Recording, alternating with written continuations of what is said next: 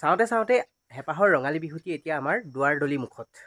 আৰু যেনেদৰে আমাৰ অসমবাসী ৰাইজে হেঁপাহৰ ৰঙালী বিহুটি আদৰাৰ যো-জা চলাই আছে, ঠিক তেনেদৰে 19 এপ্ৰিল তাৰিখে হ'ব লগা লোকসভা নিৰ্বাচনৰ কাৰণে আমাৰ অসমবাসী ৰাইজে বহুত আগ্ৰহেৰে বাট চাই আছে। আৰু সেয়েহে 19 এপ্ৰিল তাৰিখে হ'ব লগা লোকসভা নিৰ্বাচনৰ এটা লোকসভা সমষ্টি, যোৰহাট লোকসভা সমষ্টিৰ দুজন সাংসদ প্ৰাৰ্থীক লৈ ব্যাপক চৰ্চা বৰ্তমান সৰ্বত্ৰে চলি আছে।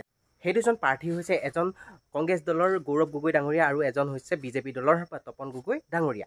আৰু দুয়োজনৰে নিৰ্বাচনী প্ৰচাৰ এতিয়া তুংগত উঠিছে। এফালে গৌৰৱ গগৈ ডাঙৰীয়াক সকলো নৱপ্ৰজন্মৰ ভোটাৰ লগতে সকলো ভোটাৰে তেওঁলোকৰ বহুমূলীয়া ভোটটো দি জয়যুক্ত কৰিম বুলি গৌৰৱ গগৈ ডাঙৰীয়াৰ লগত মাৰ বান্ধি থিয় দিছে। আৰু এফালে তপন গগৈ ডাঙৰীয়াক ইমান সমৰ্থন কৰা দেখিবলৈ হোৱা নাই। সেয়েহে স্পষ্টবাদী নেতা তথা শিৱসাগৰ সমষ্টিৰ সন্মানীয় বিধায়ক অখিল গগৈ ডাঙৰীয়া দেৱেও কংগ্ৰেছৰ লগত মিত্ৰজোঁট কৰি গৌৰৱ গগৈ ডাঙৰীয়াক জিকাই সংসদলৈ এজন যোগ্য সাংসদ পঠোৱাৰ সিদ্ধান্ত গ্ৰহণ কৰিছে। তাৰ বাবে তেওঁ সকলোতে নিৰ্বাচনী প্ৰচাৰ চলাই থকা দেখিবলৈ পোৱা গৈছে। আজি আমাৰ সনামুখ অঞ্চললৈ অখিল গগৈ ডাঙৰীয়া দেৱ আহি কেনেদৰে গৌৰৱ গগৈ ডাঙৰীয়াৰ ওপৰত কিছু কথা কৈছে বা কিছু আপোনালোকক আভাস দিছে, তেওঁ কামৰ আভাস দিছে, আপোনালোকে আজি এই ভিডিঅ'টো শেষলৈকে চালে গম পাব। আৰু অখিল গগৈ ডাঙৰীয়াই গৌৰৱ গগৈ নিৰ্বাচনী প্ৰচাৰ চলাবলৈ আহি তপন গগৈ ডাঙৰীয়াৰ বিৰুদ্ধে কেনেদৰে এজন মস্ত গাধা, তপন গগৈ ডাঙৰীয়াক এজন মস্ত গাধাৰ আখ্যা দিছে, কেনেদৰে পৰীক্ষাত পাছ কৰা নম্বৰটোৰ পাব নোৱাৰি এজন মস্ত গাধাৰ আখ্যা দিছে তপন গগৈ ডাঙৰীয়াক। আজি আপোনালোকে এই ভিডিঅ'টো চালে আপোনালোকে সুন্দৰকৈ গম পাব। আপোনালোকে ভিডিঅ'টো শেষলৈকে চাই থাকিব বুলি আশা ৰাখিলোঁ। গৌৰৱ গগৈ ভোটদান কৰিবৰ কাৰণে অনুৰোধ কৰিবৰ কাৰণে আপোনাক গৌৰৱ গগৈক কিয় আমি ভোটদান কৰিবলৈ কৈছো, কিয় গৌৰৱ গগৈক আমি ক'বলৈ আছো। গৌৰৱ গগৈ অসমৰ এজন উদীয়মান ব্যক্তি, যি গোটেই ভাৰতবৰ্ষত লোকসভাৰ সমগ্ৰ ভাৰতৰ মানুহৰ দৃষ্টি আকৰ্ষণ কৰিবলৈ সক্ষম হৈছে। যদি আপুনি টিভি চাই, যদি আপুনি বাতৰি কাগজ পঢ়ে বা যদি আপুনি মোবাইলতো বাতৰি চাইছে, তেতিয়াহ'লে দেখিছে যে ভাৰতৰ সংসদত নৰেন্দ্ৰ মোদীক কঁপাই দিব পৰা একমাত্ৰ অসমীয়াজনৰ নাম হ'ল গৌৰৱ গগৈ। গৌৰৱ গগৈ এনেকুৱা কৈছে যে নৰেন্দ্ৰ মোদী চৰকাৰখন ভাঙি দিব লাগে, এই চৰকাৰখনে সমগ্ৰ ভাৰতৰ মানুহক বিপদত পেলাইছে, ই স্বৈৰতান্ত্ৰিক চৰকাৰ, ই ফেচিষ্ট চৰকাৰ বুলি যি অনাস্থা প্ৰস্তাৱ আনিছে, সেই অনাস্থা প্ৰস্তাৱৰ নেতৃত্ব ৰাহুল গান্ধীয়ে নহয় বা মল্লিকাৰ্জুন খাৰ্গে নহয়, আমাৰ গৌৰৱ গগৈ লোকসভাত দেখি আমাৰ সকলোৱে দুখত চলি। মই আপোনালোকক লোকসভাৰ পৰা লোৱা কেইটামান তথ্য দেখুৱাব কৈছো। এইখন আপোনালোকৰ ঘৰে ঘৰে দিছে নেকি?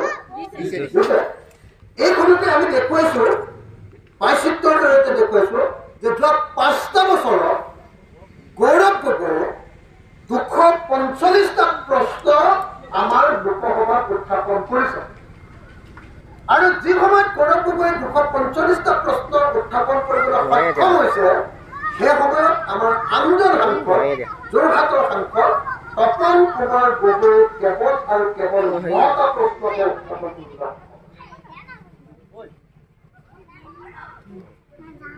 কিন্তু সেই একেটা বছৰতে, সেই 5টা বছৰত এজন সাংসদৰ গড় প্ৰশ্ন হ'ল 210। অৰ্থাৎ এজন সাংসদে মিনিমাম 210টাকে প্ৰশ্ন কৰিছে। যি সময়ত 210টা প্ৰশ্ন লোকসভাৰ সাংসদজনে কৰিছে, সেই সময়ত আমাৰ তপন গগৈ কেৱল 9টা প্ৰশ্ন কৰিছে আৰু গৌৰৱ গগৈ কিমান কৰিছে? 245টা প্ৰশ্ন। আকাশ আৰু পাতালৰ নিচিনা, আকাশ আৰু পাতাল, স্বৰ্গ আৰু মৰ্ত্যৰ নিচিনা। ৰাষ্ট্ৰীয় বা 210টা, এজন সাংসদে মিনিমাম 210টাকে প্ৰশ্ন কৰিছে। এতিয়া 210টাক যদি আমি 210 নম্বৰ বুলি ধৰো, তাৰ ভিতৰত তপন গগৈ নম্বৰ পাইছে, পৰীক্ষাত নম্বৰ পাইছে মাত্ৰ 9। 210ৰ ভিতৰত 9 নম্বৰ পাইছে। 10 নম্বৰ, যদি 210ৰ ভিতৰত 9 নম্বৰ পাই মানুহ পাছ কৰিছে নে ফেইল কৰিছে? ফেইল কৰিছে। অৰ্থাৎ 104কে পাইছে। 104কে মানুহটো ভোট দিছে কি বুলি ক'ব? অসমীয়া কি বুলি কয়? একদম বেয়া মৰাটো কি বুলি কয়? গুড গৰু, গুড গৰু বুলি কয়। মোক ক'লে মানে বেয়া শব্দ কৰিলে মই মোকে পিছত গালি পাৰিব। হয় নহয়? একেবাৰে 104 নম্বৰ পাই একদম হস্তক্ষেপ কৰিছে আৰু আমাৰ গৌৰৱ গগৈ কি কৰিলে 210 ভিতৰত 245 নম্বৰ পাই ষ্টেণ্ড কৰিছে হয়নে এতিয়া আপুনি কওকচোন দেশৰ ভৱিষ্যত বদলাবলৈ আপুনি ষ্টেণ্ড কৰা মানুহজনক দিব নে ফেইল কৰা মানুহক ভোট দিব যদি ফেইল কৰা মানুহক ভোট দিয়ে তেতিয়াহ'লে বুজিব লাগিব আপোনাৰ নিজৰ ওপৰত হয়নে নহয় কওক ফেইল কৰা মানুহক কোনো ভোট দিব নোৱাৰে হয়নে নহয় তেওঁ ফেইল কৰিছে ফেইল কৰা মানুহক কোনো ভোট দিব নোৱাৰে ষ্টেণ্ড কৰা মানুহকে আমি ভোট দিব লাগিব এতিয়া কাইলৈ যদি গৌৰৱ গগৈ জিকে আমি ইয়াৰ পৰা জিকাই দিওঁ আৰু যদি কংগ্ৰেছৰ চৰকাৰ হয় বা ইণ্ডিয়াৰ চৰকাৰ হয় আমাৰ চৰকাৰ যদি হয় তেতিয়াহ'লে গৌৰৱ গগৈ কি হয় আৰু যদি কাইলৈ তপন গগৈ জিকে আৰু যদি এনডিএ চৰকাৰ বা বিজেপি চৰকাৰ হয় তেতিয়াহ'লে তপন গগৈ কি হয় কাইলৈ যদি গৌৰৱ গগৈ জিকে আৰু যদি আমাৰ চৰকাৰ হয় কংগ্ৰেছৰ চৰকাৰ বা ইণ্ডিয়াৰ চৰকাৰ হয় তেতিয়াহ'লে গৌৰৱ গগৈ ভাৰতৰ 2 নম্বৰ বা 3 নম্বৰ মন্ত্ৰীজন 2 নম্বৰ মন্ত্ৰী হ'লে গৃহমন্ত্ৰী হ'ব 3 নম্বৰ মন্ত্ৰী হ'লে ফৰেইন এফেয়াৰ্ছ মন্ত্ৰী হ'ব আৰু যদি তপন গগৈ জিকে আৰু বিজেপিৰ যদি চৰকাৰ হয় তেতিয়াহ'লে তপন গগৈ কি মন্ত্ৰী হ'ব তপন গগৈ দিল্লীত চেৰখাই পৰীক্ষা হয় কাৰণ তপন গগৈ কেলে নোৱাৰে ইংৰাজীও নোৱাৰে ইংৰাজী আৰু হিন্দীটো নোৱাৰাৰ কাৰণে তেওঁ প্ৰশ্নও কৰিব পাৰে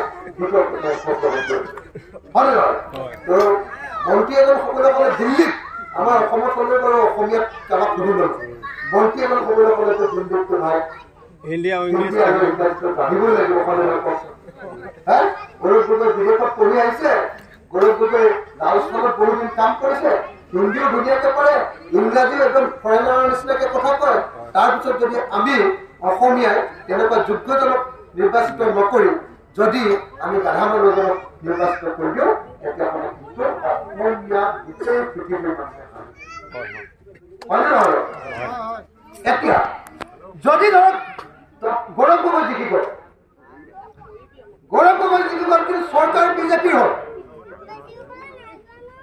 আৰু তপন গগৈ জিকি গ'ল চৰকাৰ কংগ্ৰেছৰ হ'ল এইবাৰ মই ওলোটাই কথা গৌৰৱ গগৈ জিকি গ'ল যদি চৰকাৰ বিজেপিৰ হ'ল তেতিয়াহ'লে গৌৰৱ গগৈ কি কৰিব গৌৰৱ গগৈয়ে লোকসভাত বাঘৰ দৰে গৰজি থাকিব আৰু যদি তপন গগৈ জিকি গ'ল আৰু চৰকাৰ যদি কংগ্ৰেছৰ হ'ল তেতিয়াহ'লে তপন গগৈ চুকত সোমাই নাকত তেল দি গৈ থাকিব হয়নে নহয় কওক হয়নে কথাখিনি একটা কোনো মিছা কথা কৈছিল নেকি কওক কামচাৰিখা হ'ব হয়নে নহয় মোৰতো সময় পকটলীয়া থাকিব গতিকে মই একদম আপোনালোক খাতালোকে কৈছোঁ দেশৰ ভৱিষ্যতৰ কাৰণে ৰাজ্যৰ ভৱিষ্যতৰ কাৰণে যোৰহাটৰ ভৱিষ্যতৰ কাৰণে আমি সকলোৱে গৌৰৱ গগৈ আমাৰ অসমীয়া জাতীয় সম্পদ গৌৰৱ গগৈ আৰু প্ৰক্ৰিয়া দেই এইখিনি কথাই ক'বলৈ আহিলো বাকী কথাবিলাক নকয় বিজয়জাতীয় বহুত কথা ক'ব পাৰে কিন্তু এতিয়া আমাৰ আৰু বহুত বিশ্লেষণ মিটিং আছে আপোনালোকে যেনেকৈ বহুত সময় ৰৈ থাকিলে তেনেকৈ আৰু বহুতখিনি মানুহ ৰৈ আছে কিন্তু মই 2টা বস্তু খালি কৰিবলৈ কথা কৈছোঁ সেইটোৱে মই ক'বলৈ আছো মই খালি সৰু সৰু 2টা কথা কৈ আছো 1 নম্বৰ মহিলাসকলক এখন ফৰ্মত চহী কৰিব দিছে কৈছে যে এইখন ফৰ্ম ফিল আপ কৰিলে অৰুণোদয় পাম হয়নে ফৰ্মখন আকৌ নকল ফৰ্ম ফৰ্মখন আকৌ ডুপ্লিকেট ফৰ্ম ফৰ্মখন আকৌ ভুৱা ফৰ্ম কিয় ভুৱা ফৰ্ম পৃথিৱীৰ কোনো ফৰ্ম যি ফৰ্মত পদম ফুল আছে যি ফৰ্মত হাতৰ চিন আছে যি ফৰ্মত হাতীৰ চিন আছে যি ফৰ্মত গেছ চিলিণ্ডাৰৰ ফৰ্ম আছে চিন আছে কোনো গেছ চিলিণ্ডাৰ কোনো হাতীয়ে কোনো পদমে কেতিয়াও আপোনাক অৰুণোদয় দিব নোৱাৰে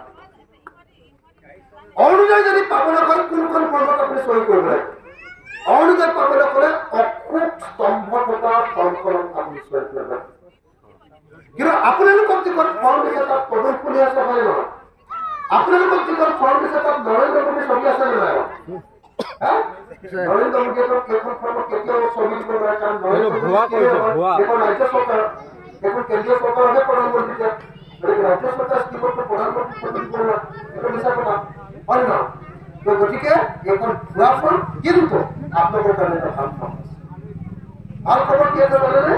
আমাৰ অসম বিধানসভাৰ সিদ্ধান্ত গ্ৰহণ কৰা হৈছে যে এইবাৰ যি পৰিয়ালৰ ৰেচন কাৰ্ড আছে প্ৰত্যেকটো ৰেচন কাৰ্ড থকা পৰিয়ালৰ মহিলাবিলাকে 1250 টকাকে পৰিয়াল আঁচনি পাব।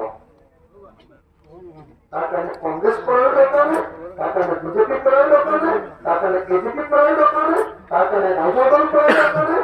আপোনালোকৰ যদি ৰেচন কাৰ্ড আছে তেতিয়াহ'লে আপোনালোকে আৰু অৰুণোদয়ৰ কিন্তু এতিয়া এটা কথা আছে, বিজেপি এনেকুৱা ফোন উলিয়াই একো লাভ নাই। অৰুণোদয়ৰ মালিক কিন্তু ময়ে কৰোঁ কথাটো জানে নাই? এনেকে মই ইয়াৰ এতিয়া হয় নহয়? ফাইনেল চিগনেচাৰ কাৰ হ'ব? বেলেগে যি কথা কৈ থাকক মই হাঁহি থাকিম, দে তই পাৰা যদি দে কৈ থাকিম। লাষ্টত কিন্তু এইবাৰ যিমানবিলাকে আপুনি শিৱসাগৰ সমষ্টিত খবৰ লওক, যিমানবিলাকে পঞ্চায়তত ফৰ্ম ফিল আপ কৰি বিজেপিৰ জৰিয়তে লাভ কৰিছিলে এজনেও অৰুণোদয় নকৰে, যিবিলাকে মূলচত ফৰ্ম ফিল আপ কৰিছিলে মই সকলোৱে। গতিকে আপোনাক মই কৈ গলো যে ভয় নাখাওঁ। 2 নম্বৰ বস্তুটো হ'ল মহিলাবিলাকক আৰু এটা কাম কৰিছে, কৈছে যে তোমালোকক লাখ কোটি বাইদেউ 10,000 টকা দিম বুলি কৈ মহিলাবিলাকক অন্তত এতিয়ালৈকে 10খনতকৈ বেছি লিখিবলৈ মাতি লৈ গৈ আছে। মাতিছেনে নাই বাৰু? গৈ চাগে 7জনমান চেণ্টাৰ চেলি গৈছে। আহিলে যাব লাগিব, পিছুচ আহিলে যাব লাগিব, জয়ন্ত আহিলে যাব লাগিব, আমুক আহিলে যাব লাগিব, ঘুচুক আহিলে যাব লাগিব, বান্দৰ আহিলেও যাব লাগিব, চপৰ লিখিবলৈ যাব। আৰু গৈ নহয় গৈ বাধ্যতামূলক বুলি লিখিব। পৃথিৱীত কোনো গণতান্ত্ৰিক দেশত এনেকুৱাকে দলৰ এখন মিটিঙলৈ যোৱাটো বাধ্যতামূলক হ'ব পাৰে নে? এইখন যে মোৰ মিটিং কৰিলে আহিছে, মই কম নেকি যে যি মানুহ নাই আমাক তেওঁ অৰুণোদয় নিদিওঁ বুলি মই ক'ব পাৰিম নেকি? এইটোতো কেতিয়াও মোৰ অধিকাৰ নাই। আছে নেকি কওক? যদি মই কওঁ মই 2 নম্বৰ কৰিছো মই জেলত যাব লাগিব, হয় নে নহয় কওক? মইতো আপোনালোকৰ MLA, হয় নে নহয়? মইতো ক'ব পাৰিলেহেঁতেন, কিন্তু মইতো ক'ব নোৱাৰো, কাৰণ আইনমতে মই ক'ব পৰাৰ অধিকাৰ নাই। সেইকাৰণে মই আপোনালোকক অনুৰোধ জনাইছো, বিনম্ৰভাৱে আপোনালোকক অনুৰোধ জনাইছো, একদম নিশ্চিন্ত থাকক। যদি আপোনাৰ নামটো আত্মসহায়ক গোটত আছে, যদি আপুনি আত্মসহায়ক গোটৰ তৰফৰ পৰা 10,000 টকা কি কাগজ খৰচ কৰিব সেই কাগজখন যদি ব্লকত জমা দিলে তেতিয়াহ'লে মই MLA ইলেকশ্যনৰ পাছত আপোনালোকৰ প্ৰাপ্য অধিকাৰ আপোনালোকক তাৰ কাৰণে বিজেপিক ভোট কৰাৰ কথা কৈছে, বিজেপিক তেল মৰাৰ কথা কৈছে।